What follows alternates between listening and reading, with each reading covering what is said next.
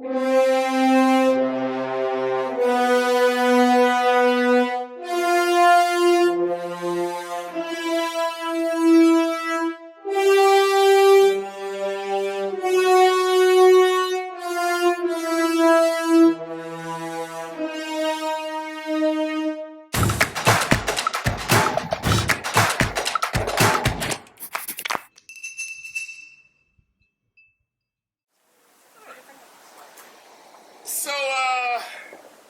no big history lesson is needed about who Benjamin Franklin was, right? Benjamin Franklin has proven to become a legend of all times, and amongst the many things that he's invented or established, he'll also establish the first lending library in the nation, the Library of the Philosophical Society. But there are many people who would tell you that Franklin's spirit roves throughout the rooms of this building. I have to catch up on some reading.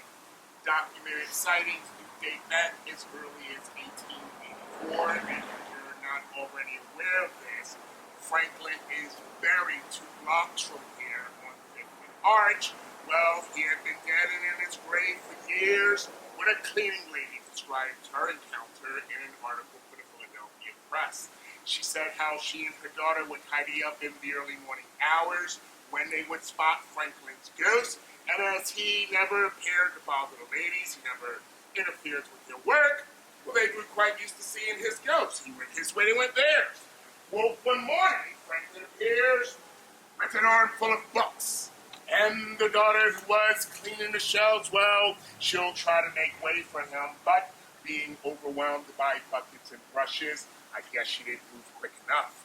Franklin, with his ghost-like nearsightedness or impatience, rushed past her with thunders like violence, nearly toppling her. So she claimed more recent sightings of shadowy figures throughout these rooms, often accompanied by very freezing temperatures. People today will still say it is the spirit of Franklin that roams around, and if there was ever such a thing as a restless spirit, well, we can certainly give that to Franklin. And speaking of restless spirits, well, we have barely scratched the surface, so if you good folks are ready, do come with me.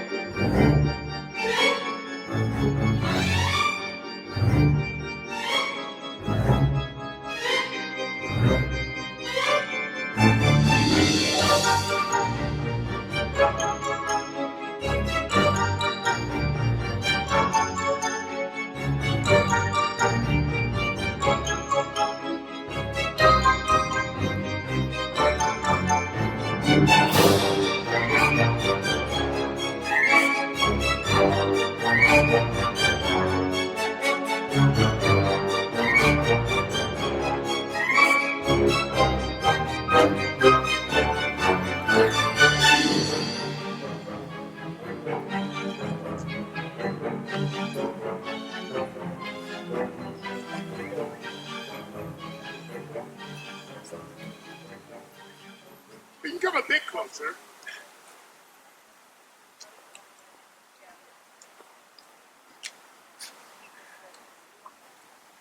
Now, again, hopefully no big history lesson is needed about what this building is, right?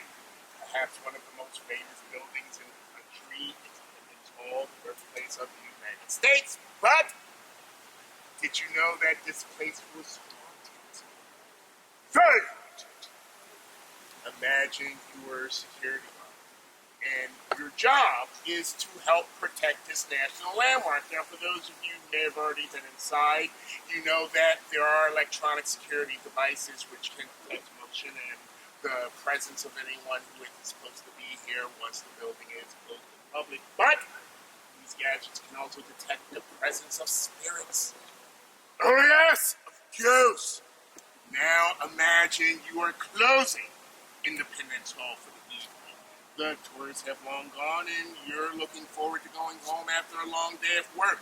You make one final sweep of the building. You maybe stand on the corner of 6th and Chestnut, or in the rear of this front door here, you're pretty certain that you are alone. Alright! All is very quiet. Quiet through the weird sounds of shuffling footsteps coming from the floor of the long gallery upstairs. You're pretty certain that its footsteps are perhaps a stray tourist left behind. And as you cautiously make your way to the top of the stairs, the footsteps seem to stop. You brace yourself for what you think you may encounter, but nothing can brace you for what you are about to experience. And as you continue up the stairs, the footsteps re-emerge. A musty smell whisks by, and the air turns cold, and standing, I'm guessing at least 6 feet in front of me, an emerging form begins to take shape. Now, you have never seen anything like this before in your life, and you have no idea how to handle it. You're a security guard. But the musty smell, the cold air of the emerging form is going beyond any training or experience you have ever seen. And as your eyes are wide open and your feet apart, this emerging form takes shape into a human being. See a head, shoulders, and torso. As if a massive puff of smoke begins to transform this being into someone quite familiar. And then it vanishes. Poof! Gone in an instant. You stand there breathless for what feels like hours, but it's just really been a few minutes. You take a deep breath. You wipe your brow, because you just had an encounter with one of the ghosts of Independence Hall. And I say ghost because not many people know this, but when Philadelphia was captured by the British during the Revolutionary War, Independence Hall, in many instances, was used as a prisoner of war camp. And it has been widely documented of people recalling seeing blood dripping from the ceilings, presumably from any torturing that might have been happening on the floor above. And the room with the blood-soaked ceiling could have very likely have been in the room where the signing of the Declaration of Independence took place.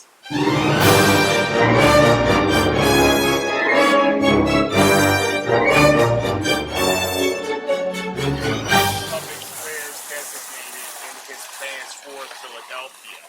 Now, since Quakers frowned upon naming things after people, they decided to name them after geographical locations. So, for example, here we are in Southeast Square, Washington Square, and before this plot of land was set aside for a park, Washington Square served many functions, including that of a burial ground.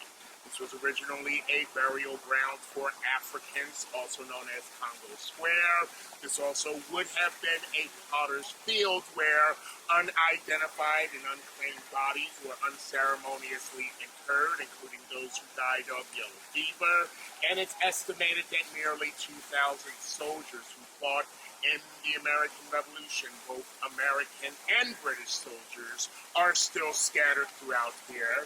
And standing right before you is the tomb of the unknown soldier. Now, with so much tragedy that took place on this plot of land, well, it only stands to reason that Washington Square has its ghost. Hilariously! And our story is rooted in legend that has survived! You see, it wasn't uncommon for grave robbers or even superintendents of these burial grounds to supplement their income by digging up bodies and selling them to medical students for their research, and not to mention any other valuables they could get off of said person who be able to be seen in a dead of night. Boom! Up and down Washington Square, a self-proclaimed protector of the dead and keeper of the grave. She was often described as a weird, twisted Quaker woman. Leah could be seen in a dark cloak, hunched over by age, and making eye contact. Now, a prospective grave robber looking to come into the square might be put off by seeing this weirdly dressed woman, and as mysteriously as she lived, she died. Well, over the years, some people have claimed to have seen a dark cloak breaker woman ghostly gliding up and down Washington Square. But a more recent account will come from an off-duty police officer in his words and my best Philly accent. I live over on South 5th Street, just past the Acme, and as I use this park as a shortcut to get to the roundhouse, that's the police district where I work. Well, one morning as I'm walking towards Walnut Street, I see this old woman wrestling around in the bushes and not really thinking anything of it at first. I thought maybe she was a bag lady wandering around, perhaps she could use some water. But the more I thought about it, I thought, well, wait a minute, well, something doesn't seem right. This woman seems a little off. Maybe I did get a closer look to see if she's all right. So I attempt to approach her, but she's moving faster. So then I'm moving faster, but I'm getting closer, and I'm getting closer. And when I finally got to turn around, she vanished.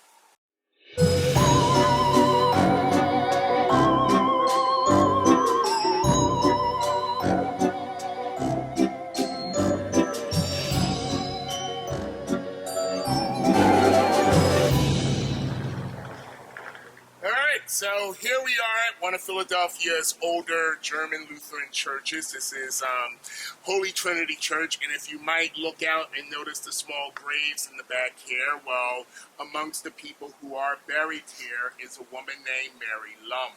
Now, if that name doesn't sound familiar, she is the wife of Stephen Girard, and if that name doesn't sound familiar, well, Stephen Girard in the 19th century will come from a very, be a wealthy financier responsible for helping the country out of financial ruin after the War of 1812. He will also be a philanthropist, helping to open a school for orphan children, which after 200 years, it's still around today. And if you folks at one time or another have been to the nice town, Fish Town, Northern Liberties area, you know of a certain avenue that is named for him.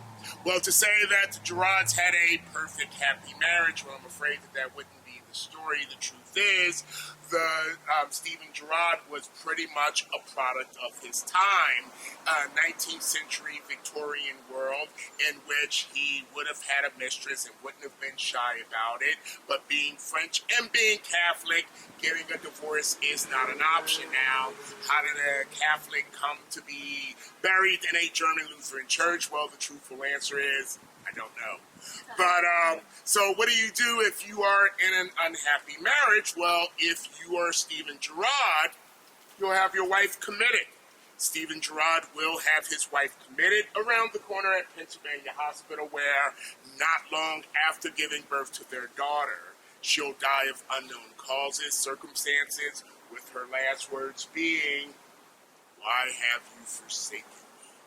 Now, I share this little tidbit because if you are paying money to go on a ghost tour, perhaps you are asking yourself if there are truly spirits who walk amongst us on these streets of Philadelphia. Well, one could argue that while walking down this street and past this cemetery and church, especially on a brisk, windy early evening, instead of hearing the howling of the wind or the rustling of the leaves, perhaps you're still hearing that distinct voice saying, "Why have you forsaken me?"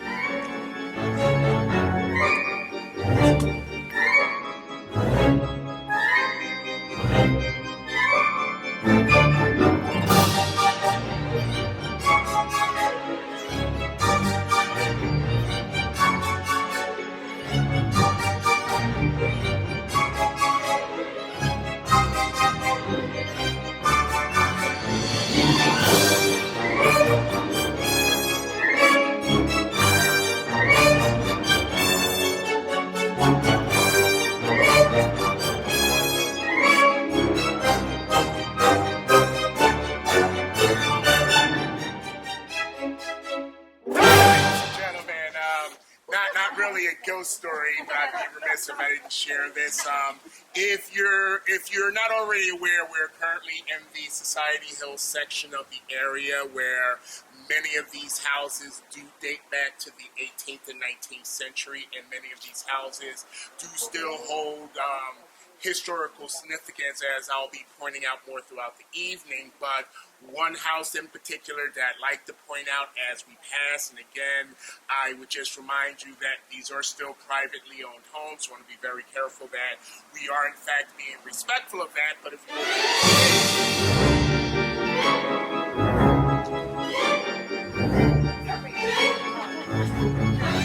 Hey, do you want to try that again? as you pass, you pass the one-time home of James and Dolly Bettis.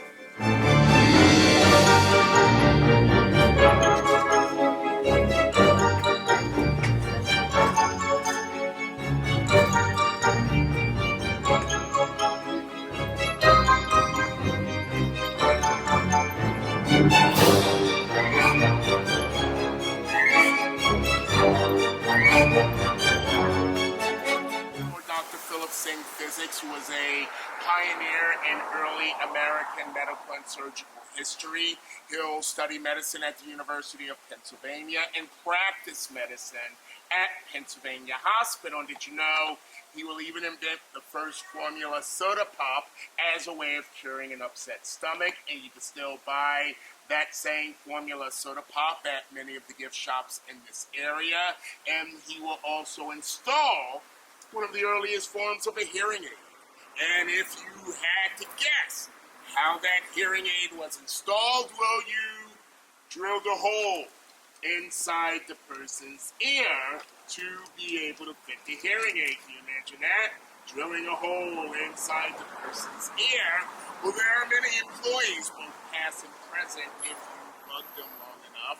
They might tell you that sometimes they can get a weird feeling when sitting throughout this house, or maybe even see a shadow or two going in and out of each room. And this place, in addition to being a museum, will often open its doors to late night black tie affairs and wedding receptions. Well, it'll be in preparation of one of these events that employees were startled to hear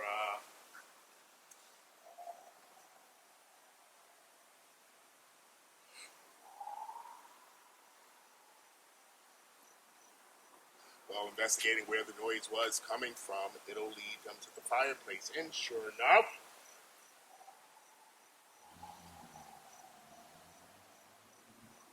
it sounded like a slight wind or breeze was coming from the fireplace. But there's no possible way that any kind of wind or breeze could come from the fireplace.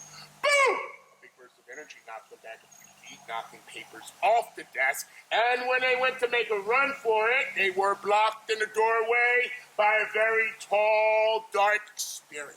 And it's believed that this tall, dark spirit was that of Mrs. Physics, which actually kind of makes sense because something that I recently learned, the Physics marriage was not a happy one. She suffered many miscarriages and they went through many separations. So when she died, she did in fact die a broken and depressed person. So it is quite feasible to say that Mrs. Physics' spirit runs throughout this house. But another train of thought is, back when Dr. Physics used his house for his medical research, it wasn't uncommon for him to have a lot of cadavers and dead bodies. So when people say that there are shadowy figures that go in and out of these rooms, well, I can only say, take your pick. But if I were to put a personal PS to this story, now on 6 separate occasions, as recently as a few weeks ago, I brought a group here and told the story that I just told you. And in all 6 of those occasions, a photograph was taken. And folks, if we can move in just a little bit, bring the people in. A photograph was taken in this window here, and in all 6 of those occasions, when they looked back at their cameras, the best description that I can give, and I don't know if some of you are too young to remember the Scream movies, but if you're not, what looked like the mask from the Scream movies appeared in all 6 of these cameras, as clearly as I'm looking at you right now. And there have been instances where people have claimed to have taken photos of the 2nd and 3rd floor windows and have found something in their camera. I'll say this to say, and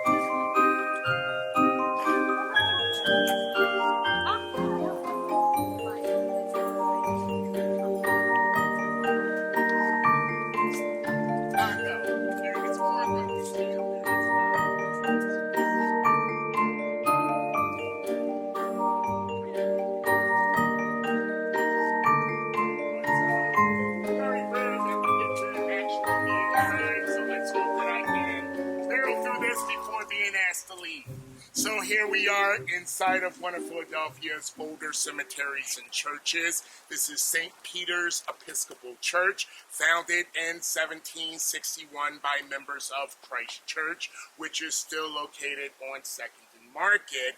And among some of the famous people who worshipped here, Washington often came and sat in pew 43. Benjamin Franklin was a frequent visitor here as well.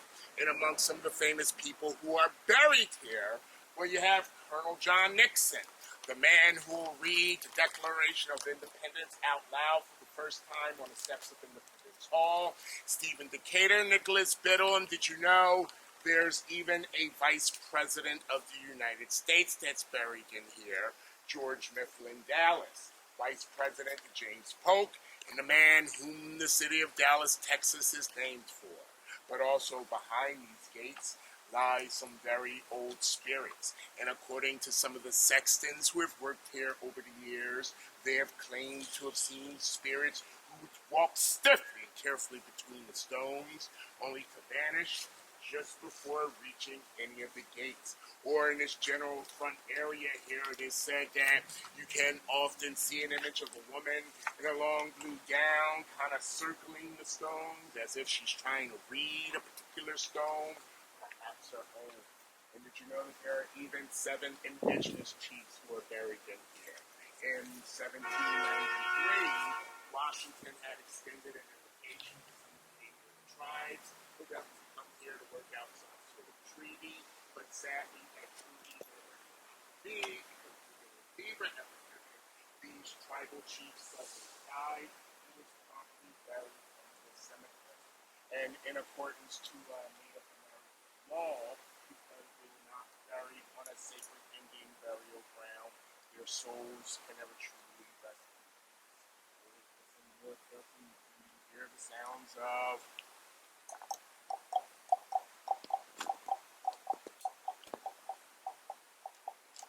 followed by bring out you dead! Bring out you dead!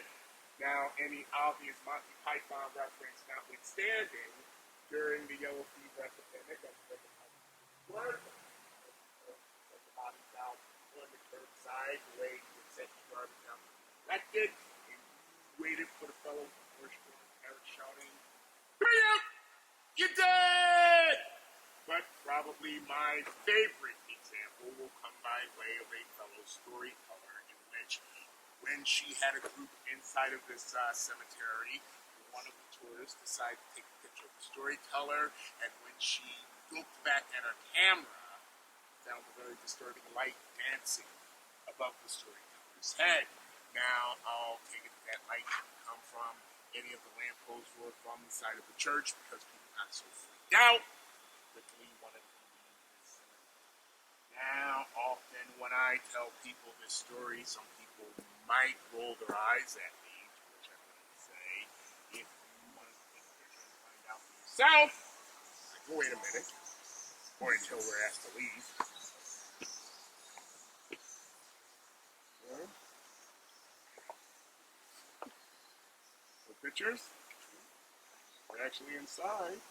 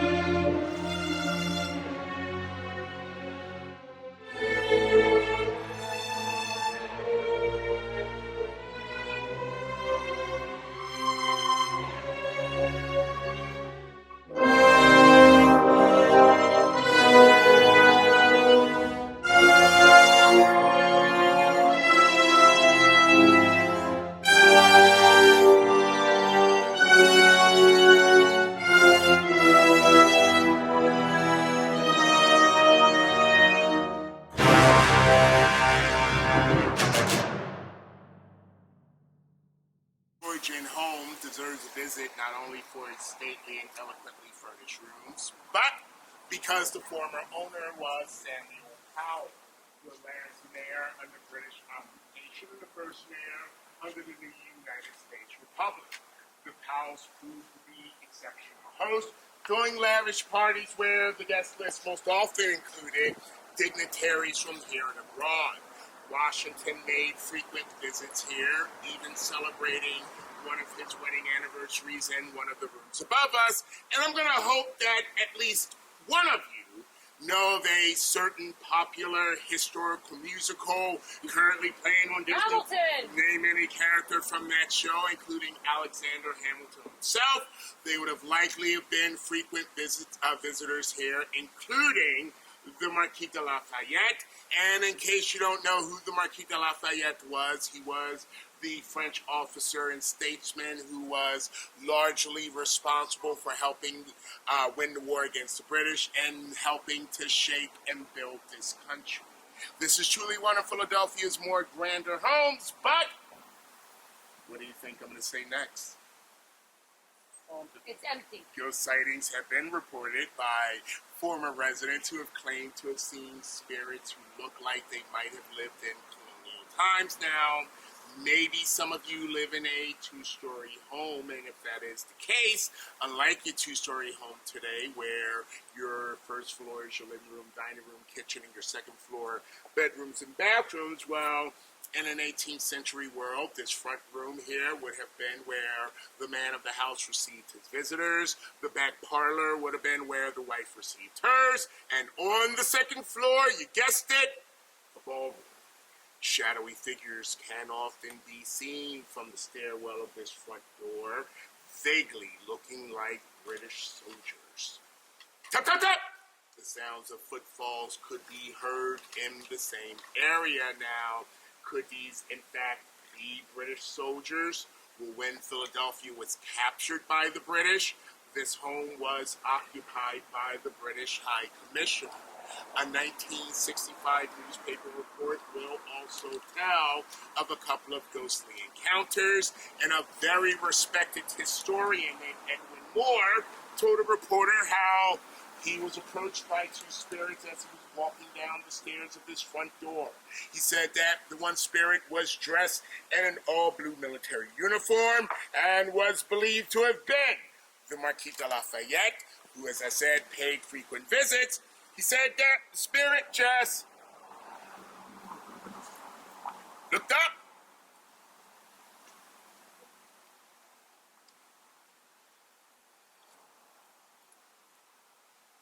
and gave what I hope was a pleasant smile. Other odd occurrences when the lights of the ballroom would go on, you can often hear the sounds of skirt footsteps. Now, could this be people leaving in a hurry or maybe even dancing the night away? Mr. Moore's wife also accepted and believed in the existence of spirits, and her experience will take her into the drawing room where she sees an image of a woman in a long lavender and beige gown. Mrs. Mull was an owl as the spirit was fanning herself and tapping her foot, perhaps listening to the music from the ballroom upstairs, and I don't know why I'm turning this into a Tennessee Williams play right now, but when she went to rent a dress that was once worn by Peggy Shippen, she'll come to discover that it was the same lavender and beige dress that she had seen the spirit wear, and had come to the conclusion that this was, in fact, the spirit of Peggy Shippen, the wife of Benedict Arnold. Now, I'll often ask, well, why did so many spirits choose to stick around? Well, I have to believe that they had such a great time in life, dancing the night away, that they wanted the good times to continue even in death. But in any rate, this place, along with all of the other places we visited this evening, is open to the public during the day. I'd call ahead just to see what their availabilities are, but would encourage you to pay any one of these places a visit. And are you folks up for one more stop? Yes. Yes. A place where I'll often ask the question, have you ever gone into a house and had a feeling of anguish or despair, or just been really, really creeped out? Well, such is the case with this house right here, the Bishop White House, named for Bishop William White, a great patriot of the American Revolution and the founder of the first Episcopal church in this country. Now, there are many park rangers who might tell you that this house is the creepiest house of all of Independence Park. And there may be one or two park ranger who might say, whether out loud or to themselves, absolutely not to the idea of having to do patrols in this house. Some have said that while doing their rounds in the house, oftentimes the electricity will go out, their cell phones will die, as well as the batteries in their flashlight, leaving them stranded in the dark with no communication. But they're more freaked out by the reaction of a lot of the visitors, who often have a feeling of anguish and despair, especially around the kitchen area. But why? What tragedy took place behind these walls? Well, let's go back to the end of the American Revolution. It was a time of prosperity and joy for the bishop, his wife, and 5 children, but that joy would be short-lived. Shortly after moving into his house, Bishop White's youngest son died, and then the yellow fever epidemic happened. Death was everywhere. And as people were lying dead on these very sidewalks, Bishop White lay awake wondering if his congregation would see the light of day, or would it become of his family. In 1793, Bishop White's wife passed away, along with another one of their sons. Shadowy figures can often be seen from the windows of his house, and when a psychic once visited this house, she too had a feeling of anguish and despair, and even saw an image of an old woman in the kitchen area, and her description of that old woman, the description of the White's maid, Mrs. Boggs, who stuck with this family to thick and thin, so perhaps it's her spirit that's overlooking the house, and maybe out of guilt. You see, in an 18th century world, this house would have been considered a mansion, and the Whites were one of a few families to own an indoor privy. And if you had to guess, a privy would be so this privy, this bathroom, was smack dab in the middle of their kitchen. So if you can imagine all of this waste being loaded onto this pulley, lowered down into the basement and then out into the former Dock Creek, this open cesspool was inches away from the family's drinking water. So ladle by ladle, Mrs. Boggs was killing this family as she was drawing water from the well. The family died from dysentery, from having drank the dirty water. Now, did she know that at the time? Well, of course not. But she certainly knows now, and perhaps that's why her spirit lingers on. But if I can point your attention to the top left-hand window, you can often see an image of a tall, slender man with a very sad look on his face. He has a bushel of white hair and a gray beard, and would often vanish just before reaching the next window. Perhaps, if everyone can see here, perhaps Bishop William White. He does live to the age of 88, outliving his wife and 5 children, so perhaps it is his spirit that's overlooking the house, and maybe